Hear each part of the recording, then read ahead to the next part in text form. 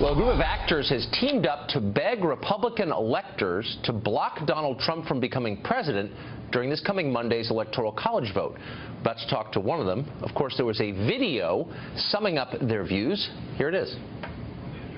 What is evident is that Donald Trump lacks more than the qualifications to be president.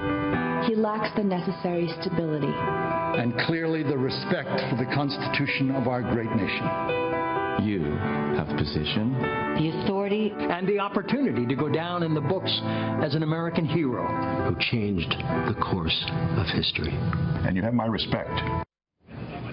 Joining us now, one of the actors in that video, Mike Farrell, former star of MASH and a bunch of other popular TV shows. Mike, good to see you. Thanks for coming on. Thank you very much. So, as I understand, if my math is right, you're asking that 37 Republican electors change their vote and vote against Trump, and that would override the votes of over 62 million people. So you're saying the votes of 37 people are more important than the votes of 62 million people. That does not sound like democracy to me. Well, does the Electoral College sound like democracy to you when the popular vote is the so-called winner is now 2.5 million votes below his opponent? No, that's a completely fair point. No, I agree with you. No, but I agree with you on that. Mm-hmm. It's not a perfectly democratic system, but what you're proposing makes it far less democratic, doesn't it? I'm not so sure it does. No, I don't think it does at all. All we're doing is suggesting to those people who are electors, appointed electors, Republican electors, that they should have the right, if they have a view that is contrary to the decision that has been made by the electorate, that they do what is available to them, which is to simply vote their conscience. John Kasich, for example, Governor Kasich, for example, would be the choice, it seems to me, of a great many of them had they been able to make that choice.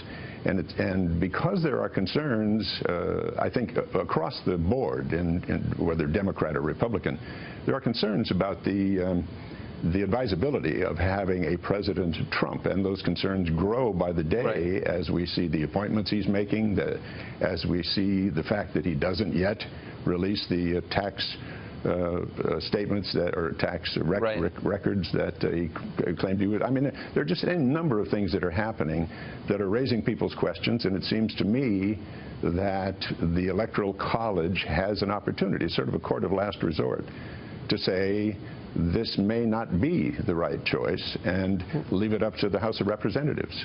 Right. I mean, I understand what you're saying. The problem is, and perhaps Governor Kasich would be a better president, I don't know, but nobody voted for Governor Kasich. And even though it's not, as you noted, a perfect democracy, but in the general election, he received basically no votes. I mean, maybe some people wrote him in, but he wasn't on the ballot. And so would you really want a president nobody voted for? I mean, that's not legitimate presidency, is it?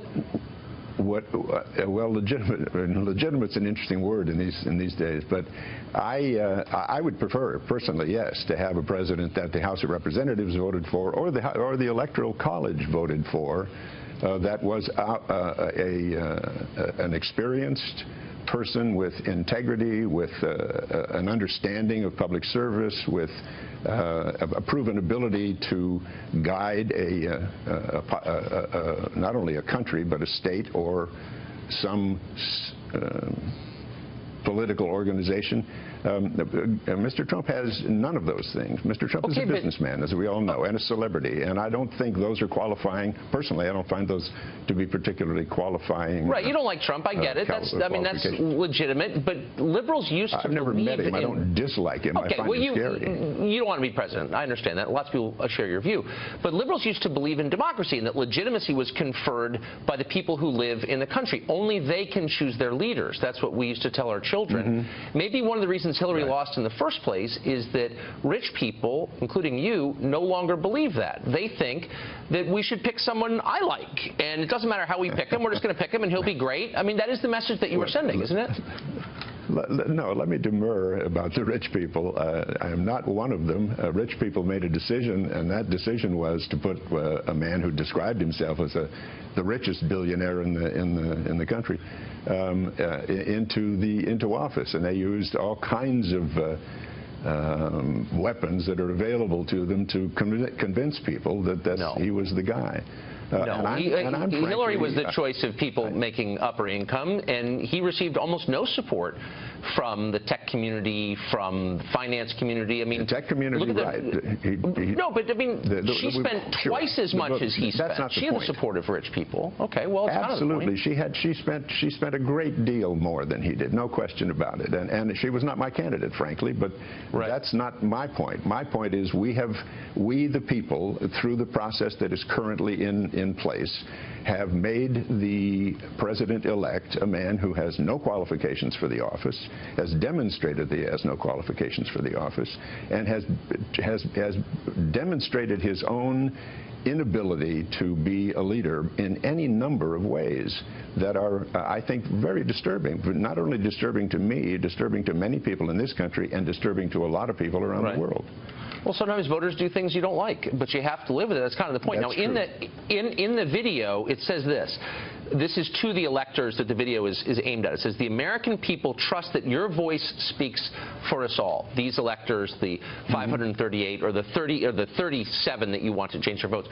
Who are these people? Do you know anything about the electors whom you believe should make this most important decision in the world? Do you know anything about them personally, about their wisdom, their backgrounds, their names even? I only know the ones who have said that they won't vote for President Trump and why they won't vote for President Trump. I know none of them personally. I understand that they've taken a job, and I assume there's an oath associated with the job they've taken, and bless them for it. And they are committed Republicans, and bless them for that. And I think that the issue that is before them was, I think the point of the creation of the Electoral College was to avoid having an unqualified person serve in the office, to be careful, to see to it that the appropriate person is the one that ultimately reaches that chair. But why do you assume that this tiny group of people is better qualified to make this decision than 62 million voters? Why do you believe that if you don't even know their names, why do you think they're wiser or imbued with a keener moral sense to make this decision that will affect all of us? I'm confused. A larger number of voters said that the other candidate was the better one. I'm not arguing that we should take that other candidate. I'm saying that there was a very serious debate in the country, and the one who lost the debate in terms of the numbers is the one who has now been selected. And that person, I believe, is not qualified, and he's demonstrated that he's not qualified, and he's not been honest. He's not been straightforward. He's not been appropriately revealing about himself, his intentions, his standing, his... I could go on if you'd like, but no. I get the point. You don't want him to be president. I mean, but I think the process matters here, I guess, is the point. Right. And if we were to, being whoever makes these decisions, were to snatch the presidency from Donald Trump, I think you would have a great deal of social instability. Has that occurred?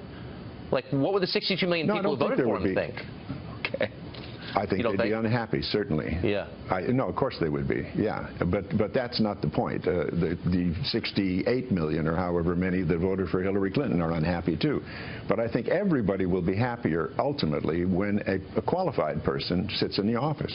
I think when we have somebody doing the kind of work that he claimed outside that he was going to do, and now demonstrates that he's going to do some very different things, I think that's a source of concern for many people, even the ones who voted for him. Mike Farrell joining us. Thanks a lot. I appreciate that.